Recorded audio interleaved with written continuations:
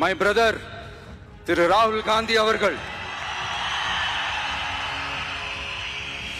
देशाच्या राजकारणातील दोन मोठे चेहरे जेव्हा एकत्र येतात तेव्हा सोशल मीडियावर त्याचा धमाका होणं स्वाभाविक आहे. पण राहुल गांधी आणि तामिळनाडूचे नवे मुख्यमंत्री जोसेफ विजय म्हणजे थलपती विजय यांच्या एका रीलने असा काही विक्रम केला की थेट इंस्टाग्रामला ती पोस्ट ब्लॉक करावी लागली. आता याच मुद्द्यावरून दिल्लीत राजकीय युद्ध पेटलं आहे. काँग्रेसने केंद्र सरकारवर गंभीर आरोप केला आहे की तामिळनाडूचे नवे मुख्यमंत्री जोसेफ विजय यांच्या शपथविधीसाठी राहुल गांधी काल चेन्नईला गेले होते.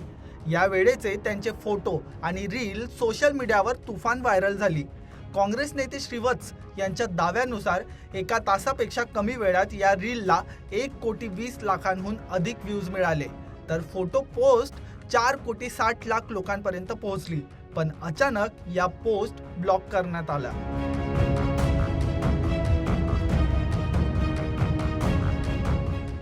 मेटाकडून कोणतेही ठोस कारण न देता केवळ IT नियमांचा दाखला देऊन या पोस्ट हटवण्यात आल्याचा दावा काँग्रेसने केला आहे. हा विरोधी पक्षाचा आवाज दाबण्याचा प्रयत्न असल्याचं काँग्रेसचं म्हणणं आहे. याआधीही राहुल गांधींच्या YouTube व्ह्यूज आणि फॉलोअर्सना टार्गेट केलं जात असल्याचा आरोप काँग्रेसने वारंवार केला आहे.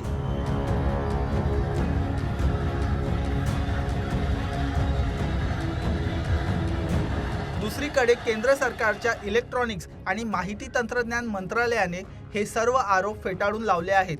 मंत्रालयाच्या म्हणण्यानुसार हा कोणताही राजकीय कट नसून इंस्टाग्रामच्या ऑटोमेटेड सिस्टीममधील एक तांत्रिक बिघाड होता.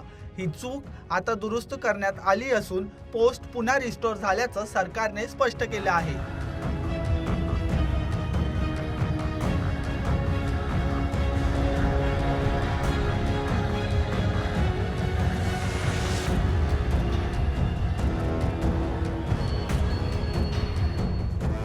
सरकार याला तांत्रिक बिघाड म्हणत असलं तरी काँग्रेसने याला लोकशाहीवरील घाला म्हटलं आहे.